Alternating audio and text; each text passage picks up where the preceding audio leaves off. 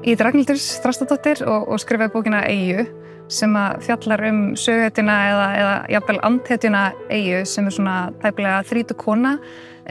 sem að frekar sjálfhverf og veit samt eiginlega ekki alveg hver hún en það fer allt algjörlega á hvolfjóni þegar fyrrverandi stjúpbróðurinnar hefur samband og það alveg 15 ár síðan þær hittust síðast þannig að þetta kemur svona svolítið á óvart og þessi hittingur þeirra hann kemur af stað minningum hjá Eyju svolítið erfiðan uppvöxt út á landi með einhleypum föður og svona hægt og rólega þá fara þessar minningar að svipta hulunni af því sem að Eyja gerði til þess að komast í burtu og í þessari bók þá ég svolítið svona að reyna að spá í það hvað gerist þegar fjölskylda brotnar og því sem að gerist þegar börn fara að mynda tengsl við svona nýja foreldra og svo hvernig allt verður þegar þau tengsl jafnvel slitna og börnin verða einhvern veginn þáttakendur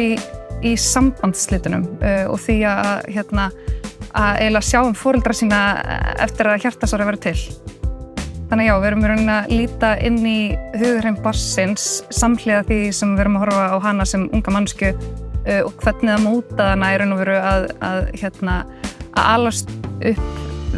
við þær aðstæður að vera með í rauninni foreldri sem kannski báðu megin gáti ekki almennilega sinnt henni og hún einhvern veginn að reyna með þess að sinna þeim sjálf og hún líka svolítið bara fyrir fólk sem hefur lent í því að kunni ekki alveg að tala saman eða tjá sig og að reyna að skilja sig og einhvern veginn líka alltaf í þessum sífellda ótta við að verða foreldrar sínir sem að ég held að kannski við öll svolítið glímum við.